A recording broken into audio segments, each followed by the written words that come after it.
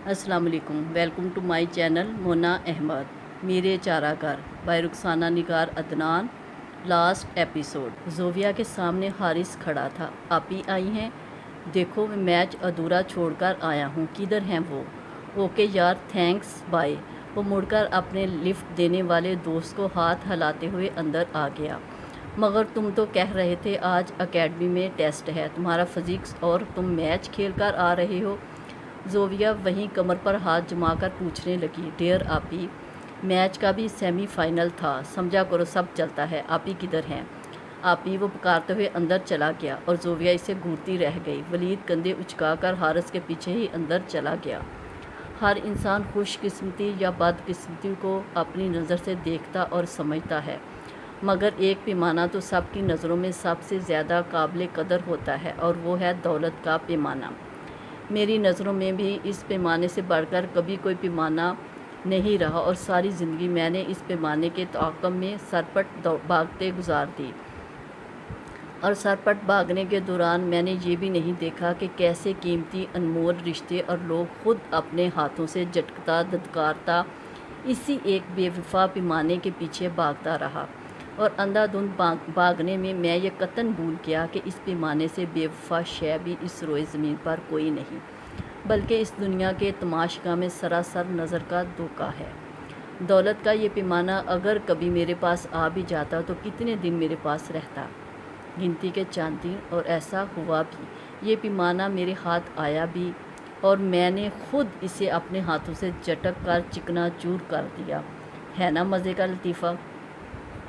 इसला हासिल दौड़ के दौरान मैं भूल गया कि मेरी असल दौलत रुपया पैसा और ज़ोहरो जवाहर नहीं, बल्कि मुझसे वाबस्ता रिश्ते हैं, जिन्हें इस बेवफा दौलत की खातिर मैं एक एक करके धुतकारता रहा।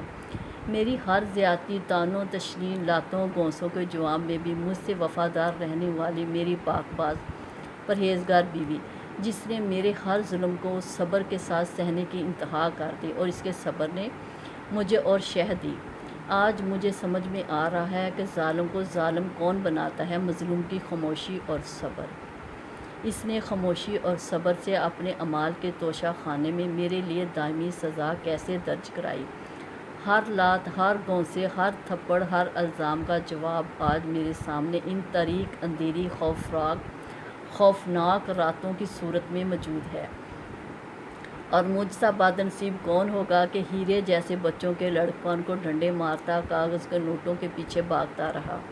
और सच कहूँ तो इन नोटों के असूल के लिए मैंने किस किस बुराई को अपने गले का बखुशी हार बनाया, अब याद भी नहीं। धोखा दही, झूठी छोटी मोटी चोरी चकारी, थोड़ा सा फ्रॉड, छोटा मोटा घपला और सबसे बड़ा हाथ जो मैंने एक मालदार औरत से झूठी मोहब्बत का फ़रेब रचा कर शादी करके मारने की कोशिश की, मगर पांसा उल्टा पड़ गया। मेरे हाथ एक जंजलाई हुई कोफत ज़्यादा नाकाम ज़िंदगी आई। नेक बीवी की खरी मोहब्बत और बेरिया साथ ने भी मेरी आंखें ना खोली। हकीकतन मेरे कल्ब पर दौलत की मोहर लग चुकी थी और ये मोहर आंसुओं से, नेकी से या दुआओं के सहर से टूटने वाली नहीं थी। और सच कहा गया है कि आंखें अंधी नहीं होती, कल्ब अंधे होते हैं। सो मैं दौलत की हिर्स में दिल का अंधा हो चुका था। सो मुझे क्या सुझाई देना था? उल्टा इस हौसला ज़र में जो हाथ मारा सो उल्टा ही मारा। मेरे किरदार का घटियापन से बढ़कर क्या होगा कि एक बार बीवी के दाम बटोरने की कोशिश की तो दूसरी बार बेटी के और तीसरी बार इस दौलतमंद मगर यतीम के। और मेरी किस्मत का मजाक देखो, हर बार मुझे मुँह की खानी पड़ी। अबीहा निसारी, सादिया अंसारी के बाद दूसरी बार मुझे अपनी किस्मत की लॉटरी लगी थी कि जिसका हर नंबर मेरे मुकद्दर से मैच हो रहा था।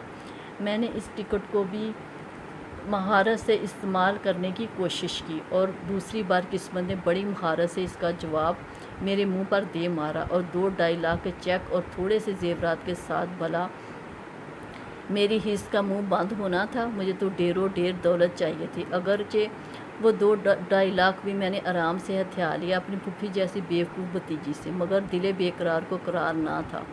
और बिल आखिर यूँ समझो 1000 साला तिप्सिया के बाद इस दौलत के तिलसम कदे का दरवाज़ा मुझ पर खुल ही गया शाइस्ता की सूरत में।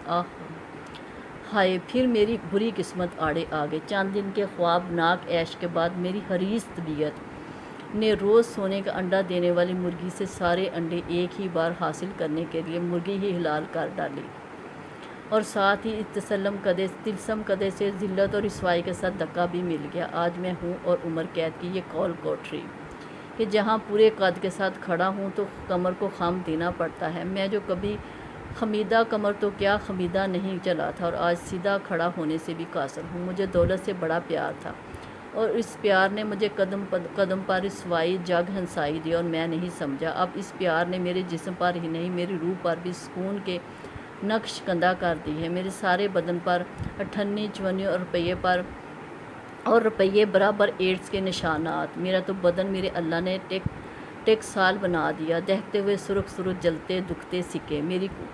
کوئی میری اذیت، میری تکلیف کا شاید ہی اندازہ کر سکے۔ درد دکھن کے جس جہنم میں دن رات میرا بدن سوکھی لکڑی کی طرح جل رہا ہے، کوئی خیال کرنے والا تو درکنار میری حالت دیکھنے والا بھی نہیں۔ اور یہ سب لکھنے کا مقصد یہ نہیں کہ میری حالت پر رحم کھا کر میرے لیے رحم کی دعا کی جائے۔ مجھ جیسا رذیل گھٹیا انسان کسی رحم، کسی ہمدردی، کسی دعا کا مستحق نہیں۔ اور سچ کہوں تو میرا دل اس تکلیف دہ حالت، مار دینے والی تنہائی اور گمگور اندھیرے سے نہیں گھبراتا۔ سوچتا ہوں شاید اسی طرح اگلی زندگی کی دائمی سزا میں کچھ کمی ہو جائے، تھوڑی سی معافی مل جائے، تو پھر یہ سب لکھنے کا مقصد۔ یہ سب پڑھ کر بھی جن کی زندگیوں کو میں نے دوزخ بنانے کی کوشش کی، ان کے دلوں میں میرے لیے ہمدردی کی رمق پیدا نہیں ہو سکتی۔ ابیہ انصاری بیٹی اس لیے نہیں کہوں گا کہ مجھ جیسا بدبخت باپ کہلوانے کا مستحق ہو ہی نہیں سکتا، جو اپنی فرشتوں جیسے معصوم بیٹی کے جذبات کو روندنے اور اس کی روح تک کچلنے سے دریغ نہ کرے۔ وہ کیسے باپ کہلا سکتا ہے؟ میں نے دیکھی تھی تمہاری آنکھوں میں اس منحوس پیمانے کے لیے تڑپ، تشنگی اور حسرت۔ نعمتیں جب تک ہمارے پاس ہوں ہم انہیں محسوس نہیں کرتے، بلکہ اکثر دوسروں کی طرف دیکھ کر اپنی حالت پر جڑتے کڑتے ہی رہتے ہیں۔ میں نے بھی تو ایسا ہی کیا۔ کبھی باپ کی محبت نے انسانی فطرت سے مغلوب ہو کر بچوں کو سینے سے لگانے کی خواہش بھی کی تو ہمیشہ دفعہ دور یہ کھوٹے سکے ہیں کہہ کر جھٹک دیا، اور آج بری طرح سے یہ زخمی دل ہمک رہا ہے۔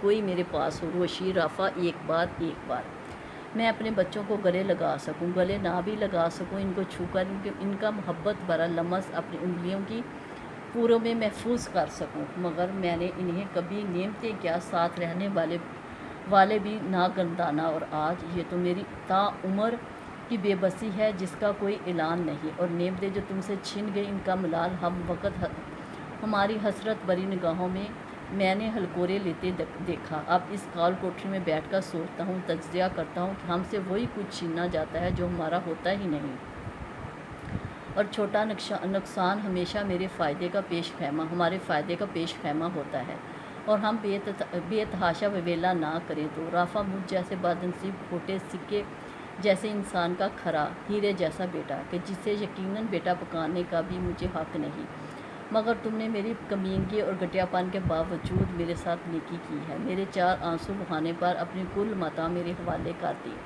اس وقت تو مجھے اپنی کامیاب اداکاری پر ہنسی اور تمہاری بیوقوف پر مزہ آیا تھا۔ آج سوچتا ہوں تو تمہاری یہ معصوم حرکت میرے لیے حسد و رشک کا باعث ہے کہ تم نے جس طرح اپنے نصیب کے خسارے کو میری تقدیر کا حصہ بنا دیا۔ انصاری ہاؤس کا جھوٹا سہارا، مصنوعی خوشی تم سے چھین کر رافع جیسے انمول انسان کی رفاقت، شاید تمہاری اس معصومیت کو دیکھتے ہوئے رب نے تمہاری قسمت میں لکھنے کا فیصلہ کیا تھا۔ ابیہ انصاری، خوشیاں مناؤ اور سارے آنسو دھو ڈالو کہ میری کمینگی اور گھٹیا پن نے تمہارے لیے دائمی مسرت کا اہتمام کر ڈالا ہے، اور کبھی روپے جیسی بے جان چیز کے چھن جانے پر ایک آنسو نہ بہانا۔ اپنے انمول آنسو اس چیز کے لیے بہاؤ جو تمہارے لیے رو سکتا ہے، اور دولت جیسی بے وفا شے کسی کے لیے قطرہ آنسو نہیں بہاتی، پھر ہم اس کے چھن جانے پر کیوں روتے ہیں؟ تمہاری اصل دولت رافع جیسا بلند کردار انسان ہے، اور دیکھنا تمہاری یہ دولت دن بدن چگنی ہوتی جائے گی کہ تمہارے دل سے اس کے چھن جانے کے سارے ملال کہیں گم ہو جائیں گے۔ اسے محض ایک باپ کی بیجا تعریف نہ سمجھنا اپنے بیٹے کے لیے، بلکہ قریب مرگ کی گھڑیوں میں اذیت کے جہنم سے گزرتے انسان کا بے ریا مخلص مشورہ جاننا۔ تمہیں چھوٹے دکھ پہنچا کر بڑی خوشیوں کی نوید سنائی گئی ہے۔ اس نوید کو کان لگا کر سنو۔ جانے سے پہلے معافی نہیں مانگوں گا، نہ تم سے نہ کسی اور سے۔ مجھے معلوم ہے میں معافی کا حقدار ہوں ہی نہیں، اور اس خط کو پڑھنے کے بعد ضائع کر دینا۔ آفتاب زبیری کو یہ گوارا نہیں کہ اذیت کی ان گھڑیوں میں کوئی غائبانہ ہی اس پر ترس کھائے۔ ہاں، روشی سے جب بھی ملاقات ہو تو ایک الگ پیار بھرا ہاتھ میری طرف سے اس کے سر پر ضرور رکھ دینا۔ یہ خط میں تم تک پہنچا رہا ہوں۔ ان سارے بے جان نوٹوں کے بدلے جو میں نے تم سے ہتھیائے تھے اب میرے لیے کاغذ کے پرزے ہیں، کسی کے کام آ جائیں گے۔ اندھیری رات کے مسافر کا آخری پیغام، صبح کے اجالوں کے نام۔ خط پر بے جا آنسوؤں کے دبے تھے اور ٹوٹی پھوٹی تحریر، بے ربط جملے آفتاب زبیری کی شکستہ حالت کے گواہ تھے۔ وہ خود بھی تو رو رہی تھی۔ اس منحوس خاکی لفافے کا عقدہ حل ہو چکا تھا اور اب اسے یاد آیا، ملازمہ نے اسے یہ کہہ کر لفافہ دیا تھا کہ آپ کے پرانے محلے سے کوئی شخص دے کر گیا ہے، اور وہ اس وقت فریال کی اذیت بھری کہانی سن کر آ رہی تھی۔ ذہنی طور پر بری طرح سے ٹوٹ پھوٹ کا شکار تھی۔ اس نے تو شاید ملازمہ کی بات بھی نہیں سنی تھی۔ خاکی لفافے سے فوراً ہی طلاق کے وسوسے نے سر اٹھایا اور اس کے دل و دماغ کی دنیا تہہ و بالا ہو گئی، اور ضیاب سے ملنے کے بعد اپنے برباد دل کو پھر سے آباد کرنے کے لیے اس کے ہمراہی کے لیے بری طرح سے بے تاب ہو رہی تھی۔ اس وقت تو اسے ضریاب ہی اپنے ہر درد کا درماں، ہر زخم کی دوا لگ رہا تھا، جو اس کے خوبصورت رومانس بھرے ماضی کو ایک بار پھر زندہ کر کے اس کی زندگی کا حصہ بنا سکتا تھا۔ اسی لیے تو رافع سے علیحدگی کے مطالبے میں شدت آ گئی تھی، اور ضریاب کی جو بیکناک صورت فریال نے اسے دکھائی تھی، اسے لگا وہ اپنی غوطہ بینی اور حماقت کے ہاتھوں خود اپنی زندگی کی کشتی کو آگ لگانے چلی تھی۔ رافع کے ساتھ وہ کیوں ایڈجسٹ نہیں کر پا رہی تھی؟ وہ جب بھی رافع کی دبی ہوئی شخصیت کی، ضریاب کی شاندار ڈیشنگ پرسنالٹی اور دولت کی چمک دمک سے مقابلہ کرتی تو دل ہر سمجھوتے سے انکار کر دیتا۔ اس کے دل کی دوسری چبھن، جب اس نے رافع کو روشی کے معاملوں میں جنگلیوں کی طرح چیختے اور گالیاں بکتے سنا، اور جو زبان فحش گفتگو ضریاب کے بارے میں فریال نے بتایا۔ رافع کی بد کلامی اس کے عشرے اشیر بھی نہیں تھی ضریاب کے مقابلے میں رافع کی غربت، مگر آج وہ جس مقام پر کھڑا تھا وہ اس کی اپنی انتھک محنت کا پھل تھا، کسی کے باپ کی بخشی ہوئی وراثت نہیں، جس کے بل بوتے پر ضریاب اپنا قد کاٹ اونچا کیے کھڑا تھا۔ اور میرا دل جو اس سے خائف تھا، اس دل میں لطیف درد نے کروٹ لی کہ وہ مجھے ابیہ انصاری کو کیسے نظر انداز کر سکتا ہے۔ ہاں، صرف یہ غم تھا کہ سب سے بڑا کہ وہ مجھے اگنور کر رہا ہے، یعنی ابھی رافع نے کوئی فیصلہ نہیں کیا۔ وہ ان سارے نئے واقعات کی روشنی میں ابھی تو میرے دل نے بھی کوئی فیصلہ نہیں کیا۔ اچانک ہی مسکراہٹ اس کے ہونٹوں پر نمودار ہوئی تھی۔ نہ جانے کب کا سینے میں گھٹا ہوا سانس اس نے بے حد اطمینان سے خارج کیا۔ وہ سب کچھ جو میرے دل کے نہاں خانوں میں اندر ہی اندر کہیں پوشیدہ ہے، وہی سب تو رافع کے دل میں ہے۔ تب تو میری ضد کو ٹالے جا رہا ہے۔ وہی تو ہے میرا چارہ گر، میرے ہر درد کی دوا، اور میں خواب کے پیچھے، سراب کے پیچھے خوار ہو رہی تھی۔ وہ آنکھیں موندے مسکرائے جا رہی تھی۔ ایک زمانے کے بعد جیسے اس کے اعصاب پر دری غم کی چٹانیں ایک ایک کر کے اس کے قدموں میں جا گری تھی۔ اس کے کندھے ہر بوجھ سے آزاد ہو گئے تھے۔ وہ اٹھی اور خط کو ضائع کرنے چل دی۔ آفتاب زبیری کی خواہش کے مطابق شاید اسی ایک نیکی کے عوض اس دنیا یا اس دنیا میں آفتاب زبیری کی سزا میں تخفیف ہو جائے۔ ان کے مجھ پر ایک نہیں دو احسان ہیں، ایک اس طوفانی رات کو مجھ پر جھوٹا الزام لگانے کا، دوسرا آج۔ وہ جلتے ہوئے کاغذ کے شعلوں کو دیکھتی ہوئی سوچ رہی تھی، اسی لیے پھپھو رو رہی تھی۔ اسے سعدیہ بیگم کے آنسو یاد آئے۔ دفتر باہر فون کی گھنٹی بجنے لگی۔ رافع کا فون ہوگا۔ پہلی بار اس کا دل فون کی گھنٹی سن کر انوکھی تال پر دھڑکا تھا۔ وہ تیزی سے فون کی طرف بڑھی۔ تمہارے پاس مجھ سے ملنے کے لیے صرف 48 گھنٹے ہیں۔ ان 2 دنوں کے دوران اگر تم مجھ سے ملنے نہ آئیں تو مجھ سے محبت کو جو نئے پیمان تم نے باندھے ہیں پرسوں تک سارے شہر میں نشر ہو جائیں گے۔ مجھے معلوم تھا تم ایک دن میرے ساتھ یہ کٹھور رویہ ضرور اپناؤ گی، اسی لیے میں نے اس دن کی تیاری پہلے سے کر رکھی تھی۔ ہمارے دونوں کے بیچ ٹیبل پر پڑے میرے بلیک بیری کا ریکارڈنگ بٹن ہمیشہ آن ہوتا تھا۔ کہو تو کوئی خوبصورت سے 2-4 جملے سنوا دوں، یا تم یوں ہی مجھ سے ملنے آ جاؤ گی۔ اس وقت اس کی جو ذہنی حالت تھی وہ کسی بھی طرح ضریاب کے فون کے لیے تیار نہ تھی۔ اس کا فون نہ سننے کے لیے تو اس نے اپنا سیل فون آف کر رکھا تھا، مگر وہ اس طرح کے اونچے کنڈوں پر اتر سکتا ہے اس کا اسے قطعاً اندازہ نہیں تھا۔ نہیں، میں نہیں آؤں گی، جو کر سکتے ہو کر لیں، وہ ٹھوس لہجے میں بولی۔ ویری ویل، مجھے تمہاری یہی بہادری پسند آئی۔ اوکے، اب سب کچھ تمہارے حسب خواہش ہوگا، بلکہ یہ تو تمہارے ساتھ نیکی ہی ہوگی کہ رافع جو تمہیں طلاق دینے پر آمادہ نہیں، وہ تمہاری رومانٹک گفتگو سننے کے بعد 1 منٹ کی تاخیر نہیں کرے گا۔ چلو، ہم کسی کو بلا ہی کر سکیں گے۔ تم نہیں آتی نانسی، کل یا پرسوں شام کو میں خود حاضر ہو جاؤں گا، کیونکہ 3 دن بعد میری سیٹ کنفرم ہے۔ اب جانے سے پہلے اپنی ڈارلنگ سے آخری ملاقات نہ کی جائے تو یہ پیار کی بدنامی ہوگی۔ چلیں جی، محبت کے سارے تقاضے ہم ہی نبھائیں گے۔ اوکے، ٹیک کیئر، باقی ملنے پر۔ اس کے ہاتھ سے ریسیور چھوٹ گیا۔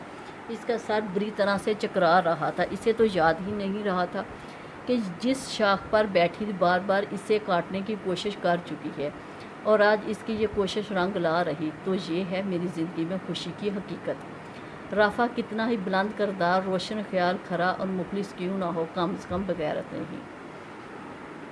اس کا تو مجھے اچھی طرح سے علم ہے۔ جب بھی موقع آیا وہ غیرت پر، محبت اور اپنی ذات کی ہر خوشی کو قربان کر ڈالے گا۔ اوہ میرے خدا، یہ میں نے کیا کیا؟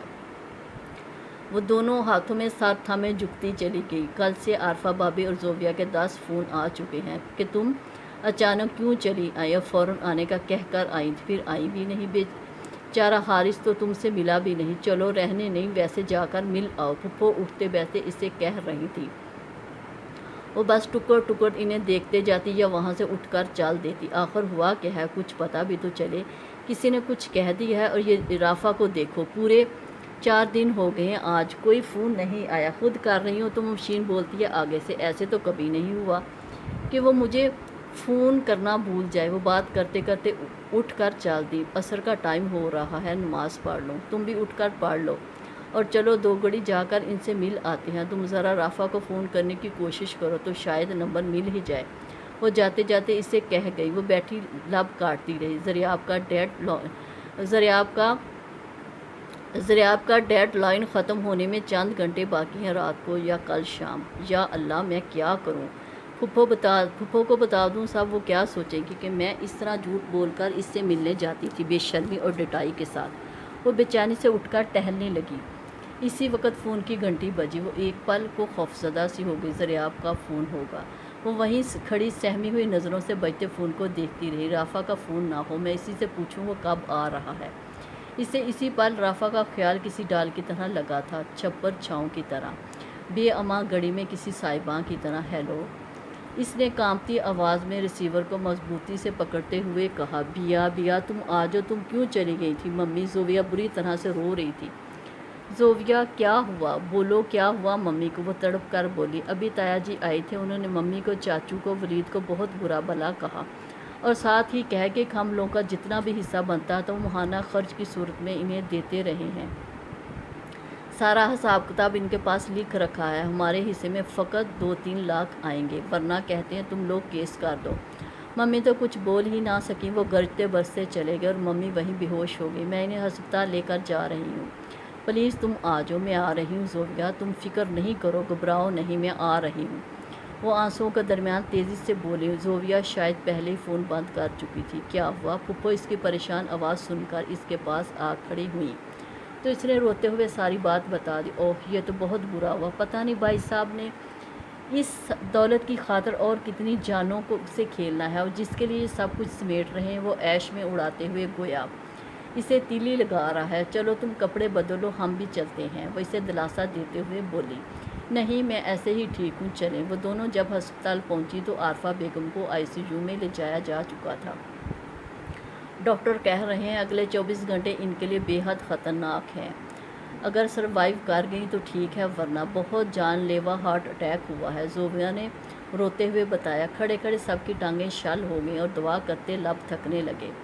باہر شام گہری رات میں ڈر رہی تھی۔ اس کا موبائل بار بار بج رہا تھا، ہر بار نمبر دیکھتے ہی اس کا دل ڈوبنے لگتا۔ اس رافع کی کال کا انتظار تھا، اور زریاب شاید انتظار کی آخری انتہا پر تھا۔ بیگم صاحبہ، مجھے اجازت، میں جاؤں، موسم بھی خراب ہو رہا ہے۔ ڈرائیور سعدیہ بیگم کے پاس آ کر بولا۔ ہاں تم جاؤ، انہوں نے اسے اجازت دے دی۔ ٹھہرو حبیب گل، وہ چند لمحوں بعد اس کے پیچھے چلی ہے۔ مجھے جاتے ہوئے ڈراپ کر دینا۔ اس نے آر یا پار ہو جانے کا فیصلہ کر لیا۔ یوں اس کو اور شے ملتی جائے گی، مجھے کھا تو نہیں جائے گا، جو ہوگا دیکھا جائے گا، اس نے دل میں سوچا، اور پھپھو کو تھوڑی دیر میں آنے کا کہہ کر چلی آئی۔ بی بی جی باہر موسم بہت خراب ہے، بارش ہو رہی ہے اور بادل۔ تم مجھے صرف ڈراپ کرو گے، وہ دو ٹوک لہجے میں کہتے ہوئے اس کے ساتھ باہر آ گئی۔ باہر تیز بارش ہو رہی تھی، سارا آسمان بادلوں سے اٹا پڑا تھا۔ تو میری قسمت کا فیصلہ آج پھر یہ دیوانہ وار برستی بارش ہی کرے گی۔ وہ بارش کو اسکرین پر تیزی سے گردش کرتے وائپرز کو دیکھتے ہوئے ہنسی۔ وہ اب اس کش کے برزخ سے نکل آنا چاہتی، تو اس برزخ سے نکلنے کا توان کیا ہوگا، اس کی خبر اس کے دل ناتواں کو نہ تھی۔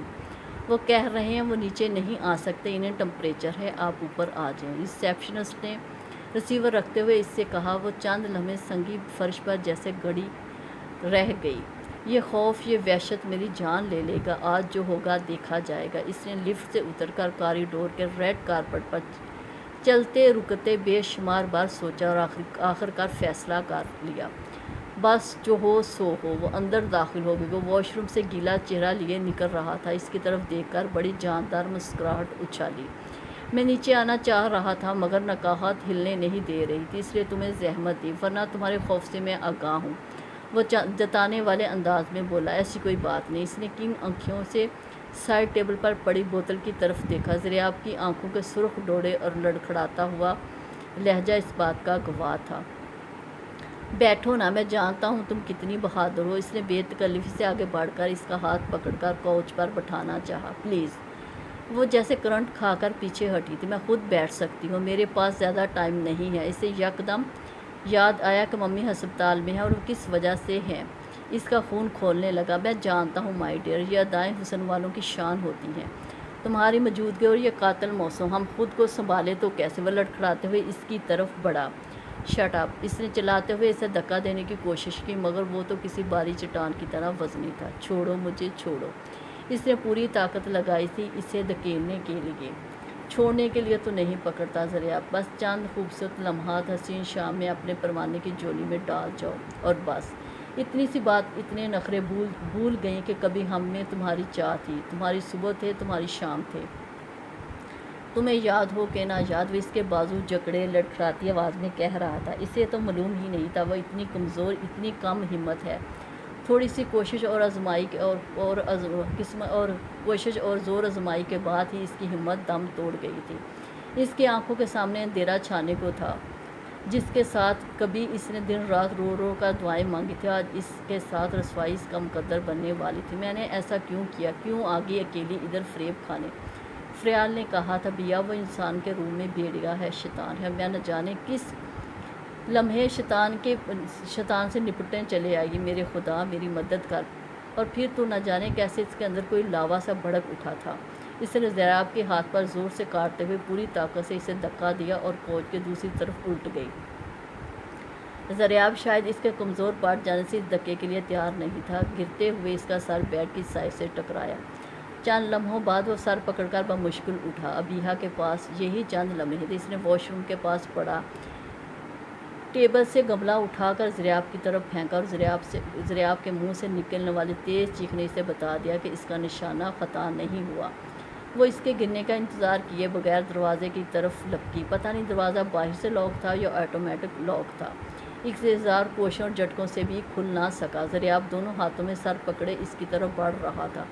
وہ چیختی ہوئی واش روم کی طرف بڑھی اور جلدی سے اندر گھس کر لاک لگا لیا۔ وہ اب دروازہ کھولنے کی کوشش کرے گا۔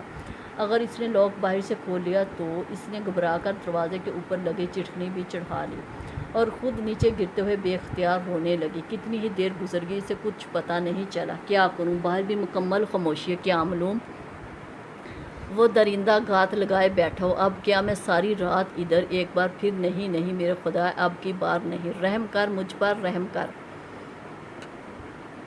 میری خطائیں بخش دے۔ ممی، پھپھو، میں نے کیا کر ڈالا، کیا کروں؟ وہ منہ پر ہاتھ رکھے اپنی سسکیاں روکنے کی کوشش کرنے لگی۔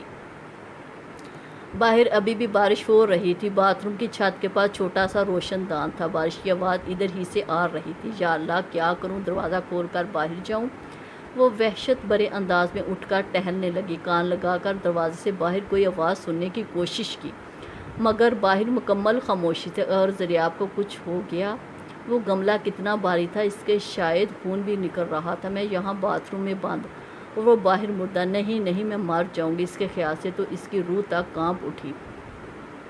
ایسا بہرحال اس نے کبھی نہیں چاہا تھا۔ اگر دریاب ٹھیک ٹھاک ہوا اور ہوش میں اور میرے انتظار میں، اگر وہ مر گیا تو بھی میں نہیں بچ سکوں گی۔ ایک طرف کنواں، دوسری طرف کھائی والا حساب تھا۔ اسے لگا یہ منحوس بارش اس کی زندگی کو آخری اندھیروں کے حوالے کرنے آئی ہے۔ وہ نیچے بیٹھ کر ایک بار پھر پھوٹ پھوٹ کر رونے لگی۔ کاش میں کسی کو بتا ہی آتی، ولید کو ہی ساتھ لے آتی، کسی کو تو ہمراز بنایا ہوتا، حارث کو لے آتی۔ میرا موبائل باہر پڑا ہے کمرے میں، اگر میں کسی طرح ولید کو کال کر سکوں، مگر باہر کیسے جاؤں؟ پھر شاید اس کے آنسوں پر تقدیر کو رحم آیا، یا کسی دل سے چاہنے والے کی کوئی دعا اس کے حق میں مقبول ہوئی، یا اس کی اپنی ہی کسی نیکی کا بدل۔ اس کے کان قریب ہی کوئی غیر منوس سی آواز سن رہے تھے۔ اس نے گھبرا کر چہرے سے ہاتھ ہٹائے اور ادھر ادھر دیکھا۔ او میرے خدایا، مائی گاڈ! او! وہ پھٹی پٹی آنکھوں سے سامنے دیکھتی رہ گئی۔ وہ سارے سفر کے دوران ایک پل کے لیے پرسکون نہیں ہو سکا تھا۔ اس ذہنی کھچاؤ نے اسے اعصابی شکل دے ڈالی تھی، مگر کوئی حل نظر نہ آتا تھا۔ ایک آخری حل تو ان کاغذات کی صورت میں اس کے بریف کیس میں موجود تھا، جو وہ ڈیورس پیپر کی شکل میں تیار کروا کے لے جا رہا تھا بیا کے لیے، جو اس نے اپنے لیے اکلوتی فرمائش کی تھی۔ وہ کیسے اس کی یہ خواہش پل صراط سے گزر کر پوری کرنے کے قابل ہوا تھا، یہ بس وہی جانتا تھا۔ کاش پہلے دن سے وہ اپنے دل میں چھپے ان جذبات کو بیا پر اشکارا کر دیتا، خواہ اسے ناگوار ہی گزرتا۔ جس طرح آہستہ آہستہ وہ ناموافق ماحول میں رہنے کی عادی ہوئی تھی، اسی طرح میرے جذبات بھی اس کے دل پر خواہ ہولے ہولے صحیح اثر انداز کر جاتے، مگر میں نے تو ان جذبات کو سیب کے موتی کی طرح سخت بول جیسے نظر انداز کر دینے والے رویے کے پیچھے چھپا کر رکھا، اچھے حالات سے مشروط کر کے۔ جب میں بیا کے لیے سب سہولتیں حاصل کر لوں گا، پھر ان موتیوں جیسے سچے ابدار کھرے جذبات کو اس کے سامنے کھول کر رکھ دوں گا۔ اور میں جو ساری زندگی وقت کی قدر کو اپنی ہر ترجیح پر اولویت دیتا رہا، بیا کے معاملے میں بھول گیا کہ وقت کسی کا انتظار نہیں کرتا۔ مناسب موافق حالات پیدا ہونے پر مجھ جیسے منصوبہ ساز اپنے جذبات کا اظہار کریں، اور سب کچھ میری مرضی، میری پلاننگ کے مطابق تو نہیں ہو سکتا تھا۔ وہ انتظار کرتے کرتے تھک گئی اور بری طرح سے مجھ سے متنفر ہو گئی کہ پھر میرے ہلکے پھلکے اظہار محبت اس کی معمولی سی توجہ بھی حاصل نہ کر سکے۔ اب میرے پاس اس کو دینے کے لیے سب کچھ ہے سوائے گزرے وقت کے۔ جب اسے میری محبت کی سخت ضرورت تھی، اب میں چاہوں بھی تو اسے یقین نہیں دلا سکتا، اور زبردستی جانوروں کو باندھا جا سکتا ہے، انسانوں کو نہیں۔ اور پھر میاں بیوی کے رشتے دو طرفہ محبت، ضرورت، احساس ہی باندھ سکتا ہے، سمجھوتا یا مجبوری نہیں، اور ہم دونوں کے بیچ اب کچھ بھی نہیں بچا۔ ٹیکسی گھر کے آگے رکنے تک وہ انہی الجھی ہوئی بے تکی سوچوں میں الجھتا اور پریشان ہوتا رہا۔ بارش ہو رہی ہے؟ ٹیکسی رکنے پر اس نے چونک کر باہر دیکھا۔ وہ جب ایئرپورٹ سے ٹیکسی میں بیٹھا اس وقت تو بارش نہیں ہو رہی تھی۔ اچھا تم رکو، میں ذرا گیٹ کھلوا لوں، پھر سامان اترواتا ہوں، اس نے ٹیکسی ڈرائیور سے کہہ کر دروازہ کھولا اور تیز بارش کی بچھاڑ سے بچتا بچاتا گیٹ تک پہنچ کر بیل بجانے لگا۔ کتنی دیر تک بیل بجانے کے باوجود کوئی باہر نہیں آیا تھا۔ یہ انجام ہوتا مسٹر رافع سرپرائز دینے کا۔ اب بھگتو! اسے خود پر غصہ آنے لگا۔ وہ 2-3 بار مزید بیل بجانے کے بعد دوبارہ ٹیکسی میں بیٹھا۔ کمار ہے، سب کدھر چلے گئے؟ امی تو جاگ رہی ہوتی ہیں، اور ابھی تو 10 بھی نہیں بجے۔ گاڑی میں بیٹھ کر پہلے وہ گھر کے فون پر ٹرائی کرتا رہا، پھر ابیہا کے موبائل پر، مگر کہیں سے کوئی رسپانس نہیں مل رہا تھا۔ آخر تھک کر اس نے ولید کے موبائل پر کال کی۔ ہاں رافع، ہم سب ادھر ہسپتال میں ہیں، عارفہ تائی کی طبیعت ٹھیک نہیں، پھپھو بھی ادھر ہی ہیں، تم فی الحال ادھر ہی آ جاؤ۔ ولید نے اسے ہسپتال کا پتہ بتاتے ہوئے آنے کو کہا تو اس نے گہرا سانس لیتے ہوئے ٹیکسی والے کو چلنے کو کہا۔ اسے نہیں پتہ تھا عارفہ مامی کی طبیعت اس قدر خراب ہوگی، سب ہی کے رنگ اڑے ہوئے تھے۔ سامان ایک طرف رکھ کر وہ سعدیہ بیگم کے پاس ہی بیٹھ گیا۔ وہ اسے کہیں نظر نہیں آ رہی تھی، جس کی ایک جھلک دیکھنے کو وہ کب سے بے تاب تھا۔ نہ جانے کیسی جھجک تھی کہ وہ کسی سے بھی اس کے بارے میں پوچھ نہ سکا۔ بیا تو گھر میں ہی ہوگی، اس نے دروازہ کیوں نہیں کھولا؟ 9 بجے کے قریب تو ادھر سے گئی تھی، میں سمجھی گھر چلی گئی ہے۔ وہ چند चंद लम्हों बाद सादिया बेगम बोली तो वह हैरान नज़रों से इन्हें देखने लगा। घर पे तो कोई भी नहीं था। जुमला इसकी नोके ज़बान पर आते आते रुक गया। इस तूफ़ानी बारिश में और रात के वक्त माँ की ये हालत देखकर भला वो घर क्यों जाएगी, वो अम्मी से पूछना चाह रहा था मगर पूछ ना सका। इस तराब में वो एकदम से उठ खड़ा हुआ। मैं इशा की नमाज़ पढ़ आऊँ, देर हो गई है, तुम इधर बैठो, सादिया बेगम कहते हुए बरामदे के आखिर में बने नमाज़गाह में चली गई। डॉक्टर साहब से मैं ज़रा पता करके आऊँ क्या कंडीशन है, वलीद थोड़ी देर बाद आहिस्तगी से बोला।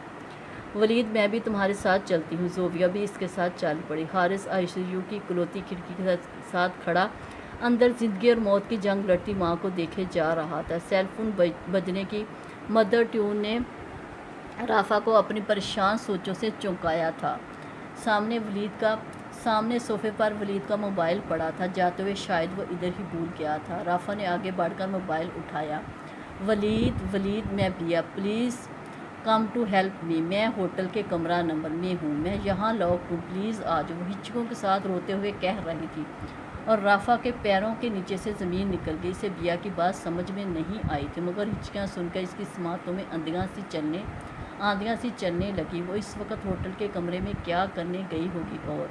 और वलीद को फ़ोन, अल्लाह का शुक्र है छोटी ताई की हालत अब ख़तरे से बाहर है। डॉक्टर काफ़ी मुतमईन है, ख़तरा तो अभी है मगर पहले से कम। तुम्हारा आना मुबारक हुआ।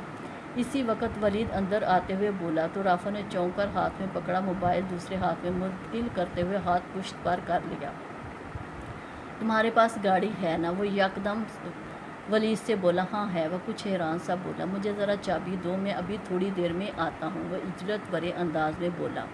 तो वलीद ने कुछ भी पूछे बगैर चाबी निकाल कर इसके हाथ पर रख दी। तो वलीद का मोबाइल आहिस्तगी से पीछे सोफे पर रखते हुए अभी आता हूँ कहकर बाहर निकल गया। दरवाज़ा लॉक था। चंद लम्हे सोचने के बाद इसने दरवाजे पर दस्तक दी। अंदर मुकम्मल खामोशी थी। इसने एक कदम पीछे होकर रूम नंबर पढ़ा। यही नंबर था जो अबीहा ने बताया था। राफा अब के ज़रा ज़ोर से दस्तक दी। मुसलसल खामोशी पर इसने की होल से अंदर जाकर सामने बेड खाली था। साइड टेबल पर पड़ी बोतल ने इसका फ़ोन खुला दिया। इसने दरवाज़ा धड़ाना शुरू कर दिया। अबीहा तुम अंदर हो तो दरवाज़ा खोलो, इस बार इसने बुलंद आवाज़ में कहा था। बंद दरवाजे के पीछे हल्की सी आहट हुई। दरवाज़ा लॉक्ड है शायद, इसकी कांपती हुई आवाज़ राफा को सुनाई दी तो एक गहरा इत्मीनान इसे अपने रगो रपे में उतरता महसूस हुआ। वो हैरान सी थी। हैंडल को घुमा कर देखो वरना चाबी अंदर ही कहीं होगी। दरवाजे के साथ खटर पटर की आवाज़ें आने लगी। राफा के सब्र का पैमाना जैसे छलकने को था। तब ही दरवाज़ा खुल गया। राफा वो अपने सामने पाने की बिल्कुल तवक्को नहीं कर रही थी। इसकी हालत बेहद मखदूश हो रही थी। राफा फिर बूटी बूटी सी चीख इसके लबों से निकली और इसके फराक सीने में मुंह छुपाकर हिचकियों से रोने लगी। चुप करो बिया, प्लीज़ चुप कर जो, देखो यहाँ सब। वैसे साथ लगाए 2 कदम अंदर कमरे में आ गया। अच्छा चलते हैं, 1 मिनट ठहरो। वो इसे तसल्ली देते हुए अंदर की तरफ देखने लगा। राफा चलें प्लीज़, मैं मर जूँगी, चलें। वह एक बार फिर इसके साथ लिपटते हुए हिस्ट्रियाई अंदाज में चलाई थी। इसने कंधों से पकड़कर अबीहा का चेहरा सामने किया। इसके बाल बिखरे हुए थे, चेहरे पर कोई निशान नहीं था, जबकि गर्दन पर 2-3 जगह खराशियाँ थी। इसके यूं देखने पर वो एक पल को ठिठकी और इसे पहली बार अपने दुपट्टे की गैर मौजूदगी का एहसास हुआ। वो बेख्तियार इसने मुड़कर अपने दुपट्टे की तलाश में नज़रें दौड़ाईं। दुपट्टा 3 कदम के फासले पर कोच के पास पड़ा था। राफा ने आगे बढ़कर इसे दुपट्टा पकड़ाया और बाथरूम के दरवाजे के पास ढेर हुए दरियाब को झिझक कर देखने लगा। बज़ाहिर वो ज़ख्मी नहीं था मगर बेहोश था। छोड़ दे राफा इस मौजू को, प्लीज़ चले यहाँ। तो वो इसकी शर्ट का कॉलर पीछे से खींचते हुए खौफजदा आवाज़ में बोली। 1 मिनट देख तो लेने दो, कहीं खुदा न खास्ता। वो इसके दिल की धड़कन और नब्ज़ें चेक कर रहा था। इसे शायद कहीं गहरी चोट आई थी। राफा ने इसे बमुश्किल उठाकर बेड पर लटाया। अब यह ने इसके चेहरे की तरफ देखते हुए नफ़रत से मुंह फेर लिया। राफा ने गाड़ी में आकर बैठने तक इससे कुछ नहीं पूछा। वो ख़ुद को बमुश्किल घसीटते हुए चल रही थी। घंटा भर से इस जानलेवा हादसे ने इसके जिस्म से सारी तवानाइयाँ निचोड़ ली थी। लिफ्ट से बाहर कदम रखते हुए चिकरा कर गिरने लगी थी। राफा ने इसे कंधे से थामकर सहारा दिया और इसे पता भी नहीं चला इन हाथों की अजनबियत कब इसके लिए इतनी गहरी अपनायत में بدلی کہ اسے ان کا لمس نا آشنا محسوس ہی نہیں ہوا۔ تم بیٹھو، میں ابھی آیا۔ اسے گاڑی میں بٹھا کر وہ ایک بار پھر ہوٹل کے اندر چلا گیا اور ریسیپشنسٹ سے کچھ کہہ رہا تھا۔ تھوڑی دیر بعد وہ ڈرائیونگ سیٹ پر آ بیٹھا۔ باہر بارش تھم چکی تھی مگر سڑکیں ابھی گیلی تھیں۔ رات گہری اور تاریک ہو چکی تھی۔ ہوٹل کی بارونق سڑک سے مڑتے ہوئے آگے سب طرف خاموشی، سناٹا اور اندھیرا تھا۔ وہ چپ چاپ بیٹھی رافع کے سوالوں کا انتظار کر رہی تھی۔ کیا ولید نے رافع کو بھیجا ہے؟ اس کو یہ الجھن بھی پریشان کر رہی تھی، مگر رافع تو یوں لبس یہ بیٹھا ان محاق سے ڈرائیونگ کر رہا تھا جیسے ساتھ بیٹھے اس وجود سے ہی لا علم ہو۔ گاڑی نے موڑ کاٹا ہی تھا کہ گرر گرر کی آواز کے ساتھ اس کا انجن بند ہو گیا۔ کیا مصیبت ہے؟ وہ اترتے ہوئے بڑبڑایا اور بونٹ اٹھا کر چیک کرنے لگا۔ ابیہا کی پریشان بھٹکتی نگاہیں اچانک اپنے بائیں جانب دیکھتے ہوئے پتھرا سی گئیں۔ اسے پتہ بھی نہیں چلا کہ وہ مانوس رستوں پر سفر کر رہی تھی، نہ جانے کب اور کیسے۔ زندگی ایسے رخ بدلتی ہے کہ مانوس رستے اجنبی راہ گزر انسان کو اس منزل کی جانب لے جاتی ہے۔ وہ انصاری ہاؤس کے سامنے کھڑے تھے جس کے باہر مین گیٹ کے اوپر بڑا سا بینرز لگا تھا برائے فروخت کا۔ کبھی یہ انصاری ہاؤس اس کے لیے باغ عدن کے باغوں میں سے ایک تھا جس سے نکالے جانے کا غم اسے آدم ہوا کی طرح دن رات رلاتا تھا۔ یہ وہ سراب تھا جس کے پیچھے بھاگتے بھاگتے اس نے اپنے خوابوں کے پاؤں ہی لہو لہان نہیں کیے تھے، آج اپنی جان اور آبرو سب کو داؤ پر لگانے چلی تھی۔ سراب خواب ہی تو ہوتے ہیں اور خواب بند آنکھوں سے ہی دیکھے جائیں تو بھلے لگتے ہیں۔ حقیقت میں ان کے توأم میں نکلو تو تلخ حقیقتوں کے پتھر آدمی کی آنکھیں پھوڑ دیتے ہیں۔ شکر ہے لمبی گڑبڑ نہیں تھی۔ کب رافع نے اس کے برابر آ کر بیٹھتے گاڑی سٹارٹ کی اسے پتہ نہیں چلا۔ ابیہا کی محویت پر اس کا پاؤں ذرا سا پیچھے ہٹا تھا۔ انصاری ہاؤس پر لگے برائے فروخت کے بینر نے اسے ذرا چونکایا، پھر اس نے گاڑی آگے بڑھا دی۔ ابیہا کی محویت ٹوٹی تو اس گہرا سانس لے کر اس نے گردن موڑ کر رافع کی طرف دیکھا۔ وہ ایک بار پھر گاڑی ڈرائیو کرنے میں محو ہو چکا تھا، اس کی موجودگی سے لا علم۔ ابیہا کا جی چاہا وہ پھوٹ پھوٹ کر رونے لگے یا چلا کر اس سے پوچھے کہ وہ اس سے کچھ پوچھتا کیوں نہیں۔ وہ بے بسی سے اپنے گہرے احساس میں گرفتار لب کاٹتے ہوئے اپنے ہاتھ مسلنے لگے۔ تم فریش ہو آؤ پھر ہسپتال چلتے ہیں۔ وہ رافع کی آواز پر چونکی۔ ان کی گاڑی گھر کے آگے کھڑی تھی۔ یہ چابی لے لیں، میں امی سے لے کر آیا تھا۔ اس نے چابی دیتے ہوئے کہا تو اسے گہری شرمندگی نے آ لیا۔ اس کے حلیے سے کوئی کیا کچھ نہیں اخذ کر سکتا تھا۔ اگر اللہ نے میرا پردہ رکھنا ہوتا تو یقیناً ولید کو بھیجتا۔ رافع کو بھیجنے کا مطلب اب جو بھی کچھ ہے میں خود رافع سے پوچھ لوں گی اس نے کیا طے کیا ہے۔ مزید شش و پنج کی حالت میں رہ کر مجھے ایک بار پھر ان وسوسوں کی سولی پر نہیں لٹکنا۔ وہ دل میں فیصلہ کرتے ہوئے دروازہ کھول کر باہر نکل گئی۔ اس کی گود سے کوئی چیز آہستہ آواز کے ساتھ نیچے گری تھی۔ پہلے رافع کا ارادہ بھی اندر جا کر تھوڑا فریش ہونے کا تھا، مگر نیچے گری اس چیز نے اسے گاڑی میں بیٹھے رہنے پر مجبور کر دیا۔ مجھے اب اپنی زندگی کا کوئی بھروسہ نہیں۔ وہ دم میں کرسی پر بیٹھی تھی اور بیا ان کی کمزور پنڈلیوں اور پاؤں پر زیتون کے تیل سے ہلکا ہلکا مساج کر رہی تھی۔ زویا ان کے پاس بیٹھی سیب کاٹ رہی تھی۔ ممی یہ کون سی نئی بات ہے؟ بیچاری اولاد آدم جیسی ہی پیدا ہوتی ہے، موت کا خوف اس کے بڑا ہونے کے ساتھ ہی بڑا ہو جاتا ہے۔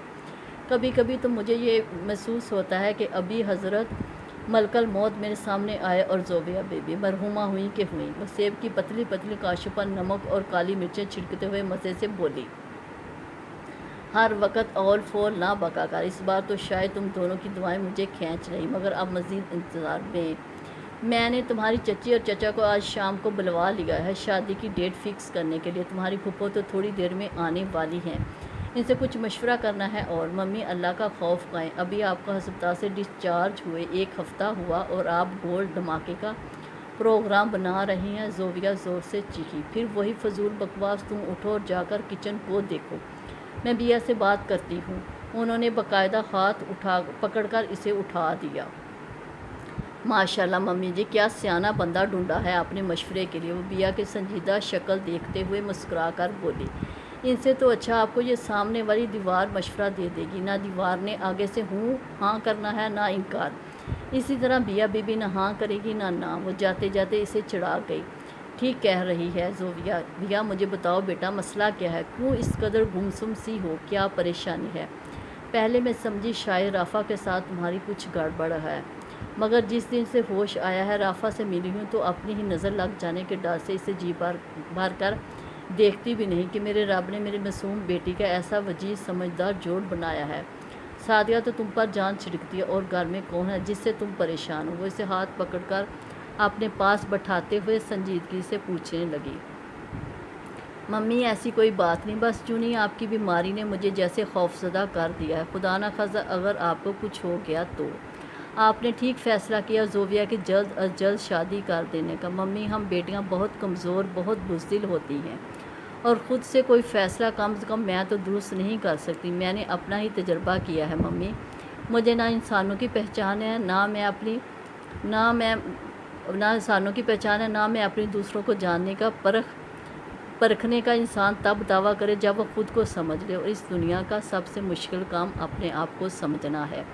بڑے واقعات کو جانے دے، اکثر چھوٹی چھوٹی باتوں پر ہم اس طرح ری ایکٹ کر جاتے ہیں کہ اپنا وہ روپ دیکھ کر ہم خود چونک جاتے ہیں کہ یہ میں ہوں، اور جو انسان درست فیصلے کی قوت ہی نہ رکھے وہ مشکل حالات کا کیا سامنا کرے گا؟ وہ نہ جانے کیا کہے جا رہی تھی۔ عارفہ بیگم کچھ سمجھ نہ پائیں۔ کیا پریشانی ہے بیا؟ انہوں نے پیار سے اس کا گال سلایا۔ ممی مجھے لگتا ہے میرے اعصاب بہت کمزور ہو گئے ہیں، اب مزید کوئی بھی بڑی بات، کوئی صدمہ کچھ برداشت نہیں کر سکیں گے۔ ممی مجھے بہت ڈر لگ رہا۔ وہ ان کے کندھوں پر سر رکھے سسکنے لگی۔ کیا رافع نے کچھ کہا؟ اس نے نفی میں سر ہلا دیا۔ السلام علیکم بھابی جان، ماشاءاللہ آج تو بہت بہتر لگ رہی ہیں۔ سعدیہ بیگم کی بشاش آواز کے ساتھ رافع کے بھاری قدموں کی آہٹ نے اسے یکدم سے سیدھا ہونے پر مجبور کر دیا۔ چہرے پر آئے بال ہٹاتے ہوئے اس نے اپنی آنکھیں رگڑی اور پاس کھڑی پھپھو کو سلام کرتے ہوئے اٹھ کھڑی ہوئی۔ وہ اسے پیار کر کے کرسی پر بیٹھ گئیں۔ کیسی ہیں اب ممانی جان؟ وہ اسی طرح کھڑے کھڑے عارفہ بیگم کا حال پوچھنے لگا۔ ابیہ نے ایک شکایتی نگاہ اس پر ڈالی اور سر جھکا لیا۔ اللہ کا شکر بیٹا، اس نے کچھ فرائض ادا کرنے کے لیے نئی زندگی دی ہے، اس کا جتنا شکر ادا کروں کم ہے۔ بیٹھو نا ممانی جان، کچھ فرائض نہیں، انشاءاللہ آپ اپنے سارے فرائض اپنے ہاتھوں سے ادا کریں گی۔ وہ بڑے پر اعتماد اور اپنائیت برے لہجے میں بولا تھا۔ انشاءاللہ، سعدیہ بیگم بلند آواز میں بولی۔ میں اب چلتا ہوں امی، مجھے آفس سے دیر ہو رہی ہے۔ وہ اس طرح کھڑے کھڑے بولا۔ یہ کیا بات ہوئی بیٹا، اب آئے ہو، تھوڑی دیر بیٹھو۔ بیا اٹھو بیٹا، چائے لے آؤ، اتنی دیر تو بیٹھو گے نا؟ انہوں نے کچھ ایسے لہجے میں کہا۔ وہ سر ہلاتے ہوئے بیٹھ گیا۔ وہ خاموشی سے اٹھ کر باہر آ گئی۔ اس نے چائے بنا کر زویا کے ہاتھ بھجوا دیا اور خود کچن میں ہی رہی۔ نہ جانے دل کو کیسی آس لگی تھی وہ جانے سے پہلے ضرور اس کے پاس آئے گا۔ اس رات اسے ہسپتال پہنچا کر بے حد سنجیدہ چہرے کے ساتھ وہ تھوڑی دیر ہی رکا تھا۔ اگلے دن بھی کھڑے کھڑے عارفہ بیگم کی خیریت پوچھنے آیا۔ اس نے کوئی بات نہیں کی، حالانکہ اس رات کے بعد اس کا رواں رافع کے کچھ کہنے کا منتظر تھا۔ پتہ نہیں وہ اس سے کیوں بات نہیں کر رہا تھا، نظر تک نہیں ملاتا تھا، یوں پاس سے گزر جاتا جیسے کسی کرسی یا صوفے کے پاس سے لاتلکی سے گزرا جاتا ہے۔ اس کے دل میں کیا تھا؟ وہ اس کی زریاب کے کمرے میں موجودگی سے کیا سمجھا تھا؟ وہ اس کے سمجھنے کے نتیجے میں کیا طے کیے بیٹھا تھا؟ یہ خیال ہی اسے وحشت زدہ کرنے کے لیے کافی تھا، اور اپنی بریت ثابت کرنے کے لیے نہ اس کے پاس الفاظ تھے اور نہ کوئی گواہ۔ ابھی تو وہ خاموش تھا، مگر جب بولے گا، اس سے پوچھے گا تو وہ کیا کہے گی، کیسے اپنی صفائی پیش کرے گی؟ یہ خیال آتا تو اس کی خاموشی ہی غنیمت لگتی، لیکن آخر کب تک؟ کوئی کب تک انتظار کی سولی پر لٹک سکتا ہے؟ وہ اس سارے قصے کو آر یا پار کیوں نہیں کرتا؟ وہ یونی برتن ادھر ادھر اٹھا کر رکھتی رہی، اپنی الجھی ہوئی سوچوں سے باہر آئی تو رافع کے قدموں کی گونج دار چاپ بیرونی دروازے کی طرف بڑھ چکی تھی۔ اس کا جی چاہا اپنا سر دیوار کے ساتھ دے مارے۔ یہ آخر آپ مجھ سے کون سا کھیل کھیلنا چاہتا ہے؟ میری بے بسی کا مزہ لے کر سنگ دل انسان! پہلے بے بسی، پھر طیش نے اسے آ لیا۔ وہ زور زور سے برتن پٹکنے لگی۔ ارے بیا، یہ برتن ہمارے اپنے ہیں، کرائے کے یا ہمسایوں کے نہیں، کچھ تو خیال کرو۔ اسی وقت زویا اندر داخل ہوئی تھی، اور اس نے زویا کی بات سن کر اپنے ہاتھ میں پکڑی پلیٹ زور سے سنک میں دے ماری اور آنکھوں میں امڑتی نمی کو پیتی بھاگتے ہوئے باہر نکل گئی۔ اسے کیا ہوا؟ وہ اس کے یوں بھاگنے پر حیران سی سوچتی رہ گئی۔ زوفیا اور ولید کے نکاح اور رخصتی کی تاریخ محض 15 دن بعد رکھی گئی تھی۔ حالانکہ اس نے عارفہ بیگم سے کہا بھی کہ اتنی جلدی بلا تیاری کیسے ہوگی، پھر وہ بھی ابھی پوری طرح سے صحت مند نہیں ہوئی۔ تیاری کے لیے تو تمہارے چچا چچی نے صاف منع کر دیا کہ انہیں فرنیچر، مشیزیں اور اس طرح کی دوسری چیزوں میں سے کچھ بھی نہیں چاہیے۔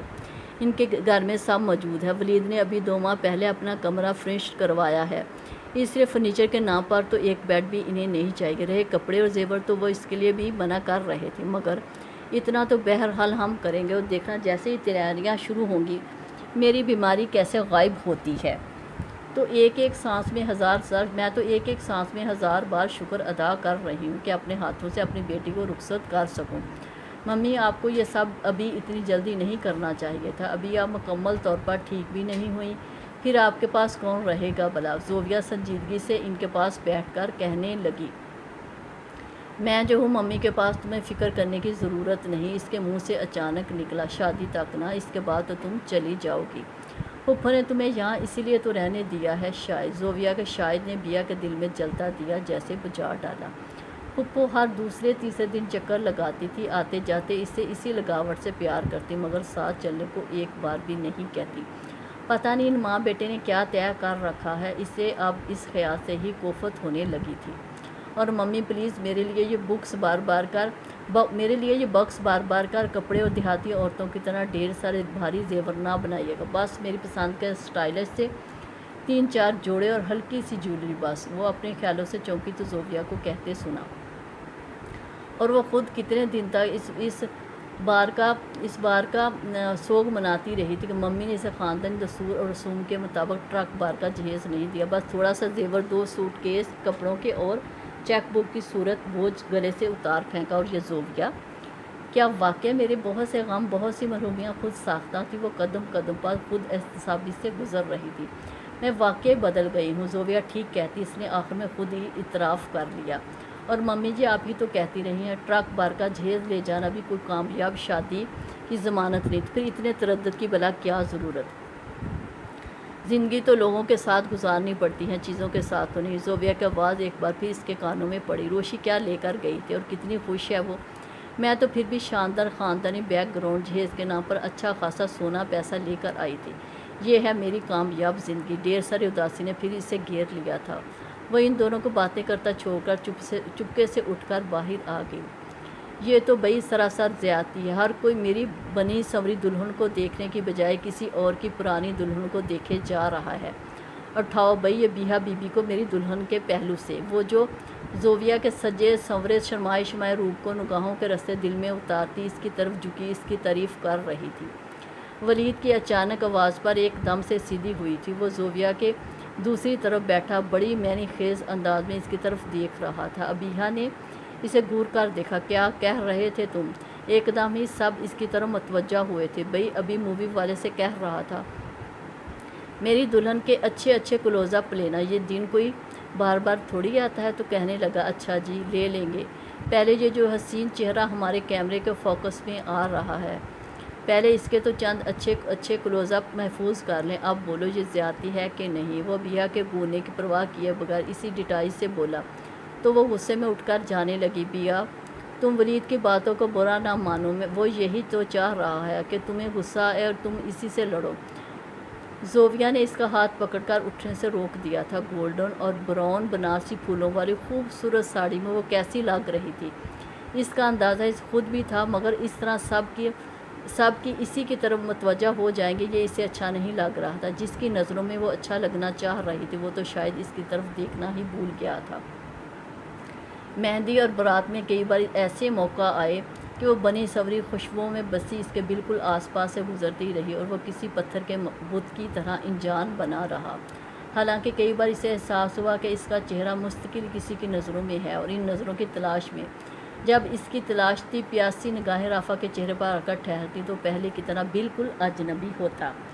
اب تو اسے اپنی ٹھیک ٹھاک انسلٹ محسوس ہونے لگی، اور وہ فیصلہ کر چکی تھی کہ شادی کے ہنگامے سر پڑتے ہی وہ خود خلا کے لیے درخواست دے دے گی۔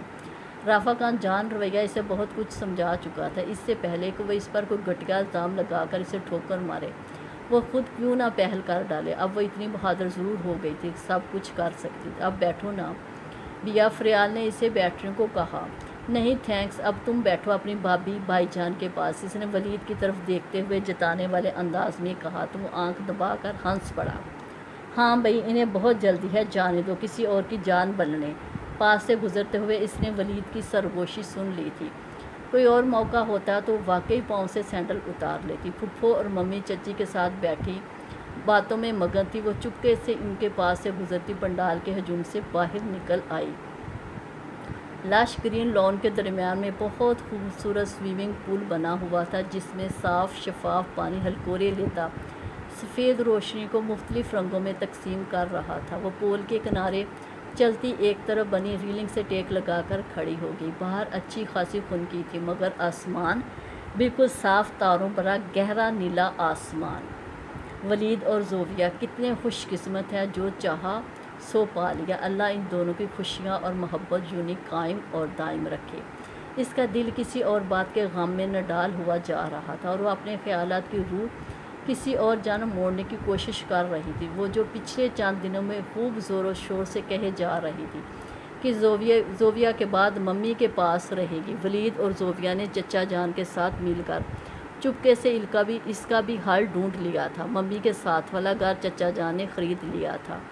دونوں گھروں کی پچھلی دیوار گرا کر بیچ میں رستہ بنا لیا گیا تھا اور عارفہ بیگم نے یہ گھر کس طرح خریدا، اس کا علم بھی اسے کل ہی ہو سکا۔ وہ اس بات پر سب سے خوب جھگڑنا چاہ رہی تھی کہ اسے کسی بھی بات سے باخبر نہیں رکھا جاتا، مگر شاید اسے اپنے خیالوں سے ہی نجات نہیں ملتی تھی جو ارد گرد کی خبر رکھ سکتی۔ عارفہ بیگم نے اپنا سارا زیور بیچ ڈالا تھا۔ زوفیا نے اپنے لیے محفوظ رکھی گئی ساری رقم اور زیور بھی ممی کو دے دیا تھا۔ کچھ چچا جان نے رقم دی تھی اور یہ گھر خرید لیا تھا۔ تایا جان نے تو حصے کے نام پر ان کو صرف 2.5 لاکھ روپے دیے تھے، جو انہوں نے کوئی بھی شکوہ کیے بغیر رکھ لیے تھے کہ بہرحال ایک چھت انہیں چاہیے تھی۔ ان کی بیٹیاں سسرال سے آئیں تو ماں کے گھر کا دروازہ کھلا ملے۔ زوفیا نے ممی کی اصل غمخوار بیٹی ہونے کا حق ادا کیا تھا، اور میں کیا کروں؟ مجھے تو اپنے غم پھپھو کیسی دور دور سی ہو گئی ہیں، بالکل انجان۔ شاید کسی نے اسے آواز دی تھی۔ وہ گہرا سانس لیتے ہوئے پلٹ کر جانے لگی کہ ایک دم پیچھے سے کسی نے اس کا ہاتھ پکڑ کر اپنی طرف کھینچا تھا۔ وہ ذہنی اور جسمانی طور پر اس کے لیے تیار نہیں تھی، سو اسی جھونکے میں کھینچنے والے کی طرف کھینچتی چلی گئی۔ رافع کے سینے سے ٹکراتے ہی اس نے جھٹکے سے خود کو الگ کیا تھا۔ وہ نہ جانے کب اس کے پاس آ کھڑا ہوا تھا، اسے پتہ بھی نہیں چلا تھا۔ یہ کیا مذاق ہے؟ وہ ہاتھ چھڑانے کے لیے زور لگاتے ہوئے بولی۔ یہ مذاق نہیں، میرے صبر کی انتہا ہے، وہ گہری آواز میں بولا۔ صبر یا تماشا؟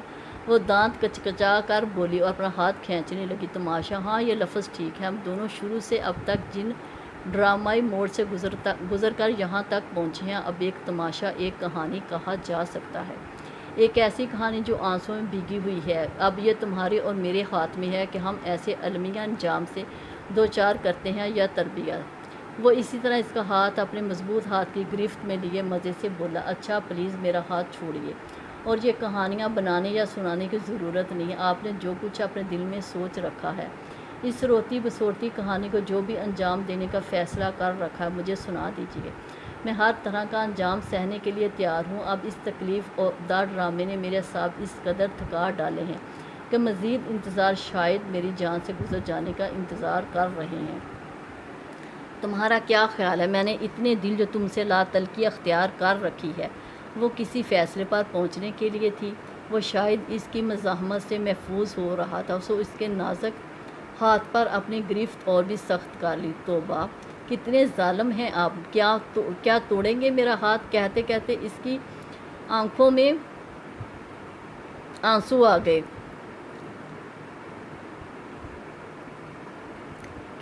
ظالم کون ہے؟ ابھی اس کا فیصلہ ہونا باقی ہے۔ لو، چھوڑ دیا ہاتھ۔ ویسے میں نے چھوڑنے کے لیے نہیں پکڑا تھا، اس نے کہتے ہوئے ایک دم سے اس کا ہاتھ چھوڑ دیا، جیسے دوسرے ہاتھ سے سلاتے ہوئے ناراض سی نظروں سے اسے دیکھنے لگی۔ میں فیصلے پر اسی رات پہنچ چکا تھا جب تمہیں ہسپتال چھوڑ کر گیا تھا۔ کیا مطلب؟ وہ اپنے ہاتھ کی تکلیف بھول گئی۔ کیا فیصلہ؟ اس نے دھڑکتے دل سے پوچھا۔ تمہیں چھوڑ دینے کا۔ وہ سنجیدگی سے بولا تو اس کا سانس جیسے سینے میں اٹک گیا۔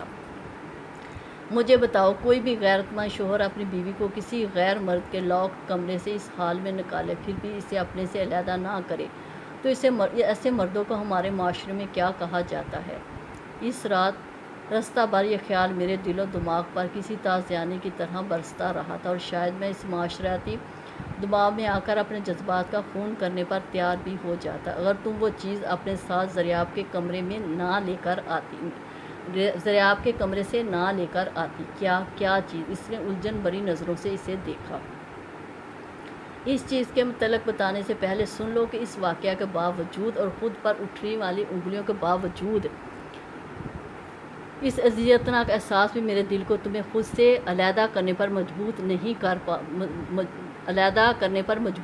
کر پا رہا تھا۔ وہ چیز اگر مجھے نہ بھی ملتی تو بھی بھیا میں تمہیں نہیں چھوڑ سکتا تھا۔ وہ گہرا سانس لیتے ہوئے بولا، وہ بھیا جو میرے باپ کے جھوٹے ڈرامے اور بیماری کے ناٹک پر اس سے ہمدردی کرتے ہوئے اپنی ساری رقم اس کی جولی میں ڈال دے، وہ بھیا بد کردار ہو نہیں سکتی۔ پھر تمہارے 2 قرض میرے اوپر واجب الادا تھے۔ ایک رات میرے باپ نے جھوٹ بول کر تمہارے کردار پر کیچڑ اچھالا، اس جھوٹ کا بہت بڑا بوجھ تھا میرے سینے پر۔ دوسری شام جب روشنی نے نیند آور گوریوں کی آدھی شیشی حلق میں انڈیل کر خود کشی کی کوشش کی تھی، اس شام جب اس کا نکاح ہونے والا تھا اور میں اسے سب طرف ڈھونڈ آیا تھا، اور ٹھیک وہی کچھ ہمارے ساتھ ہونے جا رہا تھا جو میرے باپ نے تمہاری زندگی کے ساتھ کیا تھا۔ اس شام اگر تم مجھے اس بند سٹور میں بے ہوش پڑی روشنی کے پاس نہ لے کر جاتی، جبکہ تمہارے پاس اپنا انتقام لینے کا اچھا موقع بھی تھا، اس شام تم نے میری بہن کا پردہ رکھا۔ بولو، ایسی لڑکی بری کب ہو سکتی ہے جو موقع ملنے کے باوجود اس کے ساتھ بلائی کر جائے، جس نے اس کے ساتھ برا ترین کیا ہو۔ اس شام تم نے دوسرا بوجھ میرے کندھوں پر رکھ دیا تھا۔ میں نے اپنے دل میں عہد کیا تھا کہ کبھی زندگی میں موقع آیا تمہارا پردہ رکھنے کا یا کسی بھی بے گناہ کا تو میں ضرور اس قرض کو اتارنے کی کوشش کروں گا۔ سو اس رات جب تم نے ولید کو فون کر کے بلوایا اور قدرت نے مجھے اپنی آمد سے 2 دن پہلے وہاں بھجوا کر وہ فون کال سننے کی توفیق دی اور میرے سامنے میرے عہد کو کھڑا کر دیا، اس عہد کی وجہ سے میں معاشرے کی کسی بھی گالی کو قبول کرتے ہوئے تمہیں اپنانے کو تیار تھا۔ میں زوبیا کی شادی کے فوراً بعد تمہیں لے جانا چاہتا تھا، تم سے کچھ بھی سوال و جواب کیے بغیر کہ میرے عہد نے مجھے اس کا پابند کر دیا تھا۔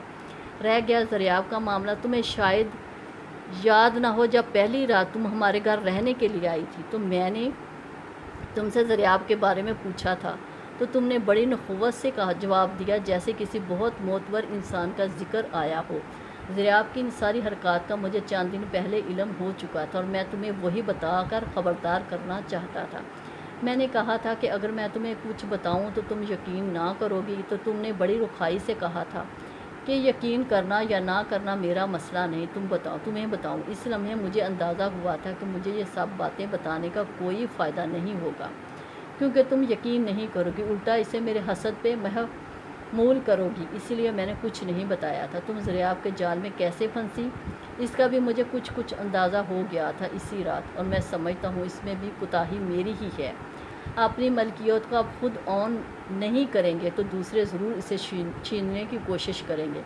جس الطافات کی تلاش میں تم دریافت کی طرف کھینچی، اگر وہ مجھ سے ملا ہوتا تو پھر مجھے بار بار تمہاری طرف سے طلاق کے مطالبے کا بھی رنج تھا۔ تمہارے دل کا کیا خیال ہے مجھے اندازہ نہیں تھا، مگر پھر تمہاری کیفیت دیکھ کر ہوتا چلا گیا۔ خیر چھوڑو اس ذکر کو، یہ تو لمبا قصہ ہے، مگر اس میں سب سے مزے کی بات یہ ہے کہ تم اپنی صفائی اپنا گواہ اپنے ساتھ لے آئی تھی جس نے سارا معاملہ شیشے کی طرح صاف کر دیا۔ وہ کہہ کر چپ ہو گیا تو بیا نے بے چین ہو کر اسے دیکھا۔ دریاب کا بلیک بیری جس سے تم نے ولید کے موبائل پر کال کی تھی، اور خوف اور دہشت میں تم وہ موبائل اسی طرح مٹھی میں دبائے میرے ساتھ گاڑی میں آ بیٹھے، اور جب چینج کرنے کے لیے گھر اتری تو وہ سیل فون تمہاری گود سے نیچے گر گیا، اور اس میں شاید دریاب نے تمہیں بلیک میل کرنے کے لیے سب کچھ ریکارڈ کر رکھا تھا۔ رافع کی بات پر اس کی سانسیں جیسے تھمنے لگیں، جس خوف کے باعث وہ اس سے ملنے گئی تھی اسی اپنے قتل کے سامان کو اپنے ساتھ اٹھا کر لے آئی، اور اس میں اس آخری شام کی ساری گفتگو بھی ریکارڈ تھی۔ وہ شاید تمہیں مزید ہراساں کرنے کے لیے ریکارڈنگ بٹن پش کر کے واش روم میں چھوڑ آیا تھا، اور اسے نہیں پتا تھا یہ تمہاری بے گناہی پر آخری مہر ثبت ہوگی۔ اس کی بدنیتی اور تمہاری مزاحمت و مقصد سب کچھ واضح تھا۔ وہ کہہ کر یا خلق چپ ہو گیا۔ دریاب کی سحر انگیز شخصیت کا بت تمہاری آنکھوں کے سامنے پاش ہونا ضروری تھا۔ ایک کامیاب زندگی کا آغاز کرنے کے لیے۔ بیا کو کافی دیر بعد جیسے اس جملے کی بعض گزشت اپنے کانوں میں سنائی دیتا تو آپ کو سب کچھ معلوم ہو چکا تھا، میری بے گناہی بھی اور ذریعہ کی خباثت بھی۔ وہ بے یقینی سے اسے دیکھتے ہوئی بولی تو اس نے اس بات میں سر ہلا دیا۔ تو اتنے ڈھیر سارے دن جب آپ ادھر گھر آتے رہے، میرے آس پاس پھرتے، اجنبی نظروں سے تکتے، منہ پھیرتے، آپ کو سب معلوم تھا۔ وہ کہتے ہوئے جارحانہ انداز میں اس کی طرف بڑھی۔ اس نے پیچھے ہٹتے ہوئے ایک بار پھر اس بات میں سر ہلایا، یعنی میری بے بسی کا مذاق اڑاتے رہے، مزہ لیتے رہے۔ وہ اب اس کے بالکل قریب پہنچ چکی تھی۔ اصل میں تمہارا حسن پر سوز، غمگین، تھوڑا رویا دھویا اتنا اچھا لگتا ہے جیسے چاند کے گرد ہالا۔ تو میں نے سوچا، وہ معصومیت سے اقرار کرتے ہوئے بولا، تو میں نے سوچا کچھ دن اس رونی صورت کا نظارہ۔ غصے میں چلاتے ہوئے اس نے پوری قوت سے رافع کو پیچھے سوئمنگ پول میں دھکیلنے کی کوشش کی، مگر یہ الگ بات کہ اس کے فولادی جسم کو تو وہ پیچھے نہ دھکیل سکی، الٹا اس کے بازوں کی مضبوط گرفت میں آ گئی۔ چھوڑے مجھے، بے ایمان انسان، ظالم! وہ اب پوری قوت سے اسے دھکیلنے کی کوشش کرتے ہوئے کچھ اور اس کے قریب ہوتی جا رہی تھی۔ اس لیے تو کہہ رہا تھا کہ اس سے زیادہ خود پر صبر کے بند نہیں باندھ سکتا۔ تمہیں سب کچھ بتا دیا تو پھر ایک پل کے لیے خود سے دور نہیں رکھ سکوں گا۔